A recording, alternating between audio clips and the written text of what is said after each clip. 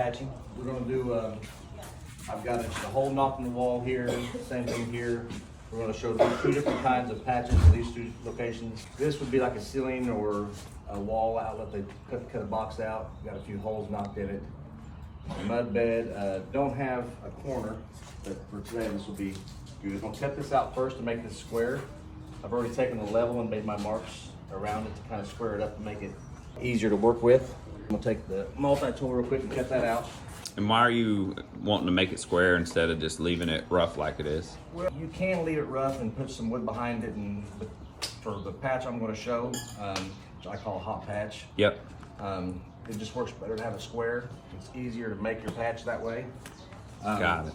And for this one, I just got a piece of scrap drywall, oversized, where I can make sure I have enough paper to work with. On this, you want to cut the back of your drywall. So I always just hold it up here. I'll cut this the size of the hole, break the back off, leaving the paper.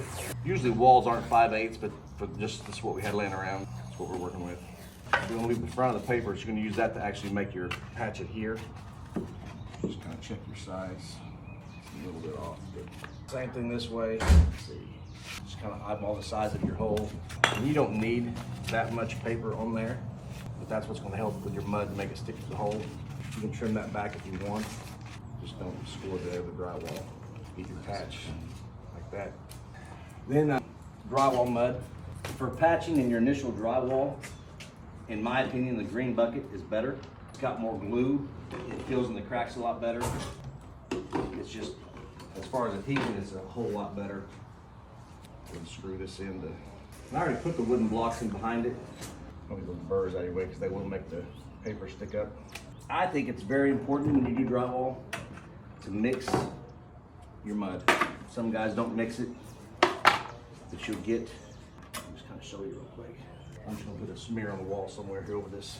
See how you get the air bubbles and stuff in it? When it's not mixed, the more you work it, the smoother it gets. Yep. If you mix that before you start working with it, you start out with smooth. Kind of work out the air bubbles and the little pimples and everything in it. Now, I'm not gonna mix the whole bucket. I'm gonna mix enough for what we're doing today. I just got a little hand mixer here that goes on my drill. You can buy these at most hardware stores for just a few dollars. You can add water. If I was doing the whole bucket, I would add water to make it really runny. Well, runny enough to where it will still stick to the knife and not fall off when you're working it. And this is getting a lot of those bubbles out, right? Yep. Because drywall mud, even though it's in a sealed bucket, it will start to set up and dry out if it's just sitting around. One of the more common types, the green lid. Green lid, you got light blue, you got black. A lot of it says lightweight, but this is the physically heaviest bucket of the drywall mud. It's got a lot of glue in it. And it just helps everything stick. It sets up harder. It's harder to sand. But that being said, when you put more water in it, it makes it easier to sand. I don't have my 4-inch knife in here. So usually on your drywall knives, you just start with a 4, 5. You go up from there. Depending on how many coats or layers you put on, you want to increase your knife size each time.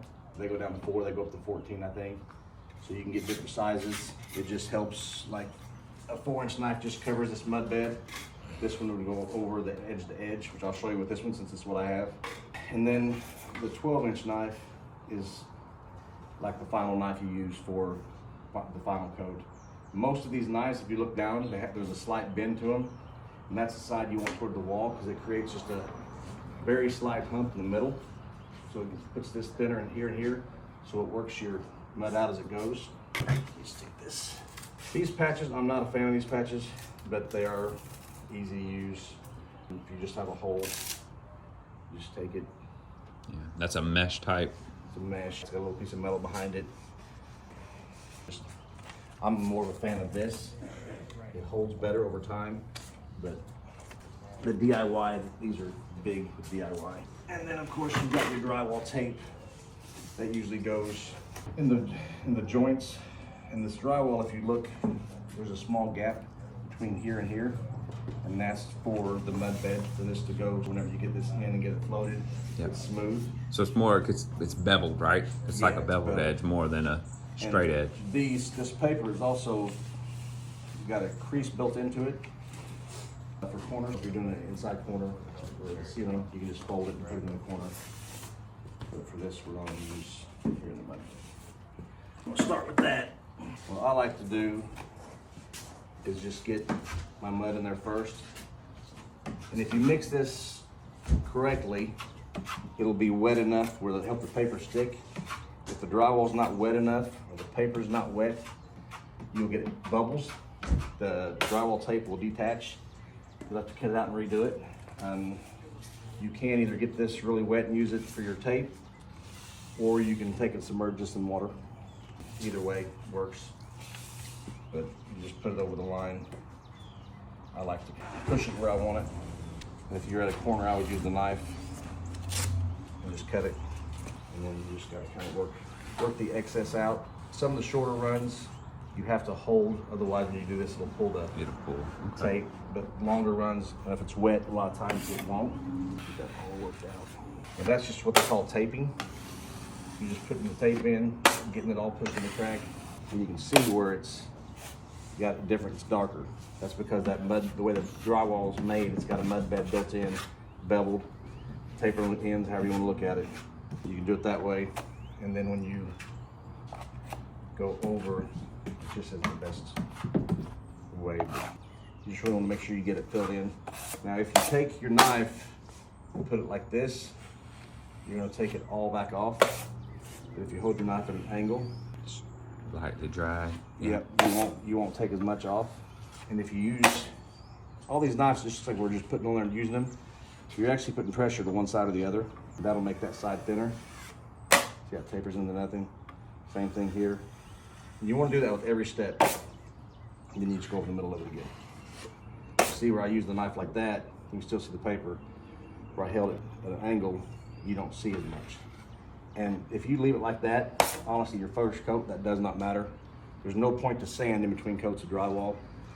You really shouldn't have to sand for the last coat, but you can knock that back down, and that's ready for another coat. I wouldn't, if you bump it, it doesn't matter, that'll dry. Your next coat will take that off. So I wouldn't even worry about it. The biggest thing with drywall is people try to make it perfect their first pass. There's no point. You've got 3 other times, or 2 other times at least. Just get it, walk away, let it dry. It'll make it easier when you come back the next coat.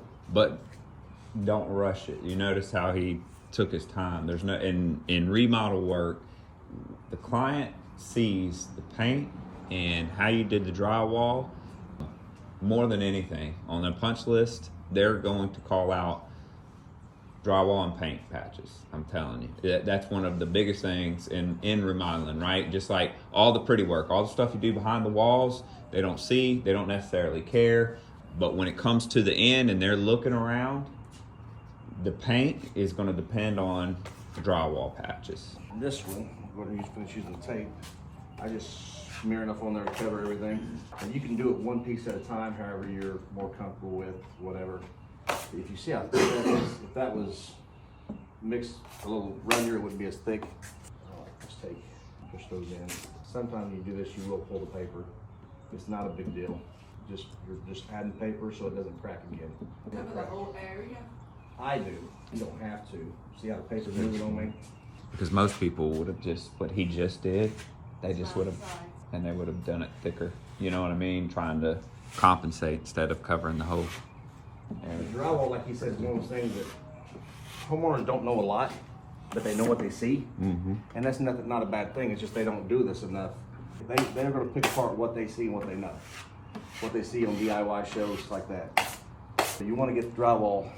A lot of times, it doesn't matter what you do. A lot of times, if you can get the drywall, make it look good at the end, that's all they care about. Yep. On that, since it's a bigger patch, I would probably go ahead and go up to like a 10-inch knife just to get the first coat on to make it look better. And again, these knives, when you use them, you still always want to hold them like this. That way you can kind of control your pressure to what side you want it to be on. I can take all of it off that side. Is it better if you've got more mud or less mud? Well, I always say, and it sounds stupid, put as much on as you can, as thin as possible. Because that's what, if you leave it like that, when you come into that, you're going to be trying to make a huge area to make that fan out. Yeah. You want to get it real close. And again, I am putting pressure to one side or the other. See, I can see I'm getting my paper. I'm just gonna walk away at that point, let it dry, do another coat. This patch here, it's the same thing, except it's just the mesh. It's not my favorite to use. You can leave it like that, and again, once like that, just walk away, let it dry. A lot of times you'll get screw holes like this, where you missed a stud or whatever, and you wanna patch that in. I always take the bottom of my knife, usually it's a metal tip or it's got a harder end. Here you got a spot where a screw's poked out. Sometimes that happens, just dig that out. And again, these spots like this, same way with screw heads, I like to put it on one way and take it off another, because it kind of forces it into the hole. Same way as when you run screw heads, do a spot like that and then take it off, because that will sink in. And really for a screw head, that's all you need. You don't need to see a big spot where the screw was. Because you got 2 more coats, you could fan it out with that. Hot patch. This is my favorite way to patch. It's just, to me, it's easier. So I just put the compound on all 4 sides. It doesn't matter if this smashes out because it's on the inside of the wall. I put a little bit around where the paper's gonna go. And then make sure you have your size close to where it was. And you don't want to push on that because it will sink in the wall, because you've got it a little bit undersized, I guess, for the hole. Just work all that excess mud out. You can see how it bubbles up. You want to get that as flat as possible, so whenever you go to add more mud later when it's dry, you're not building off a hump. And when you're doing this, this paper will get wet and it will tear. You want to try to get it work as fast as possible. And on these, again, I like to do a bigger knife on the second coat. You can leave it like that for the first day, let it dry. A lot of time in remodels, you want to get it done as quick as possible. Always try to add a second coat to it. Don't put a lot of pressure, because it will move. See how it left the outline? That's because as you're pushing, it's flexing back and forth. Not a big deal again. You've got 2 more coats to cover it. Put pressure on the outside first to get all the high points you're gonna be feathering down. See, I can tell you right now, there's a hump, there's a little spot right here. That doesn't matter. See how these lines and stuff in? Let it dry. Don't try to overwork it. Don't spend a lot of time on it. Let it dry. Come back tomorrow, put another coat. Usually it takes, with drywall, you got your taping and bedding, and then 2 more coats. 3 coats usually will get it. Sometimes you got 3 coats and touch up. It just depends on what you're doing. The more people involved, the more layers you're going to have.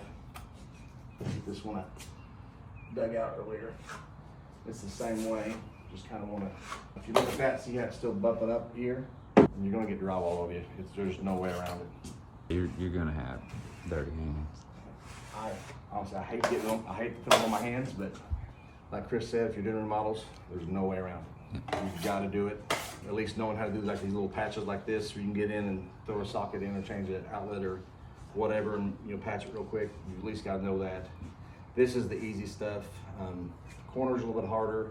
Pretty much that would be another good one maybe to show is because it happens a lot, is where they don't necessarily knock a hole in it, but they'll maybe remove a vanity or remove something and rip a big chunk of the drywall.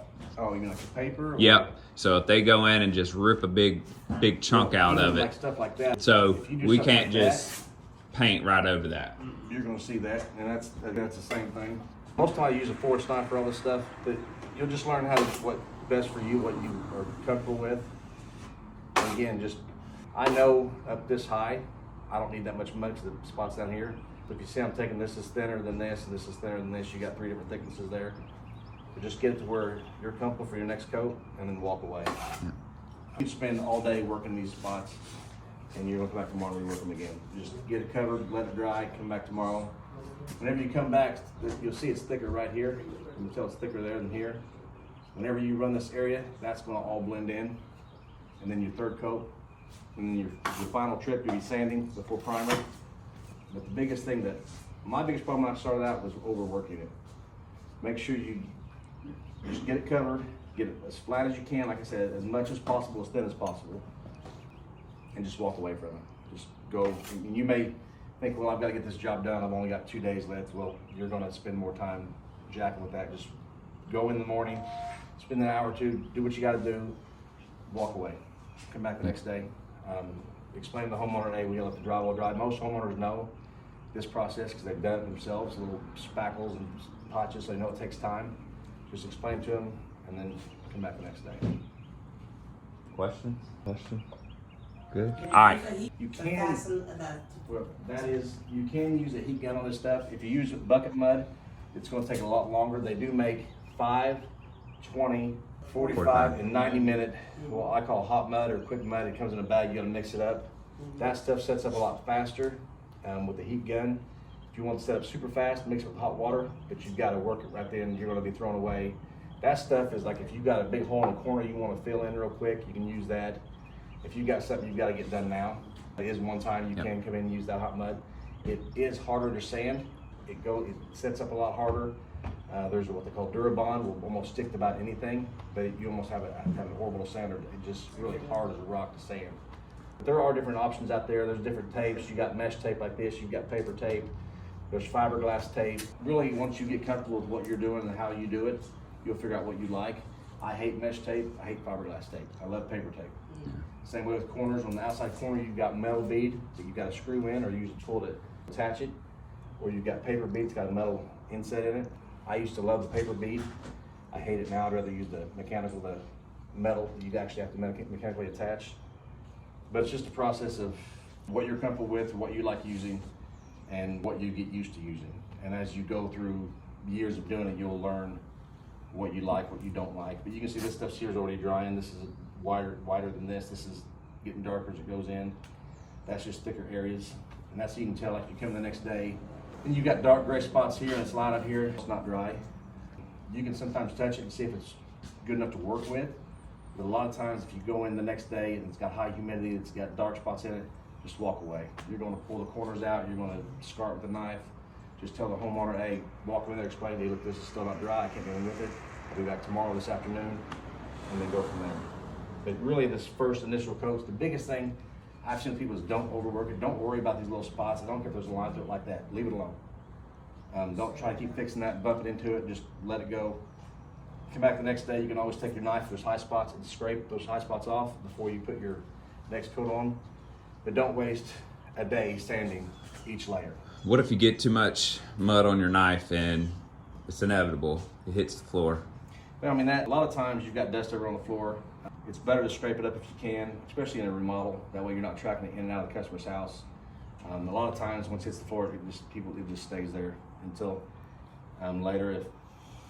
Once it dries, it's easier to get up. When it's wet, it is going to smear. If you're doing a remodel and you've got finished floor, you should have some kind of a protective layer down, either paper or plastic.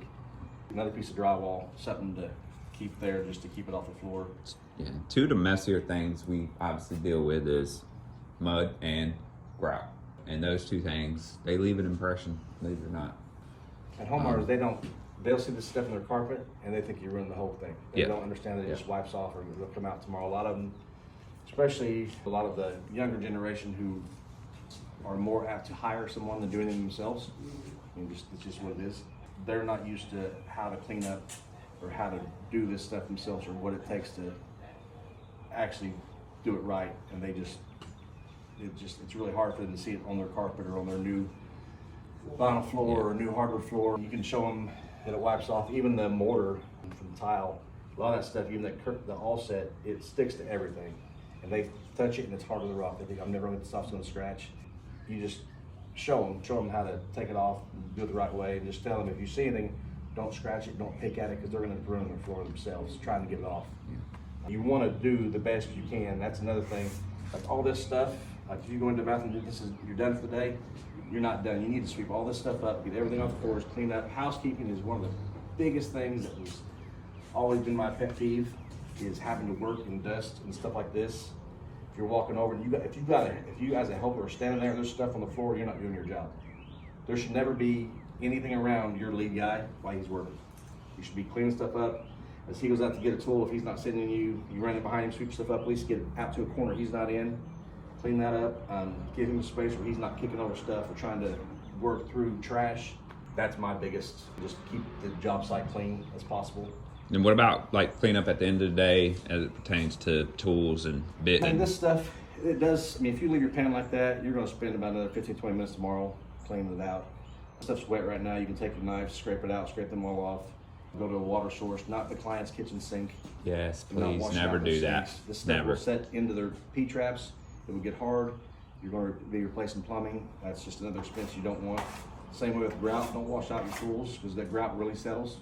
That silica sand and that grout will settle to the P-trap, and it'll be done. But you want to clean these out, wipe them out every day, wash them out, go through all your knives, make sure they're all clean. Your bits don't get left like that either. Right. That one I've had for 4 or 5 years, so it's got some wear on it.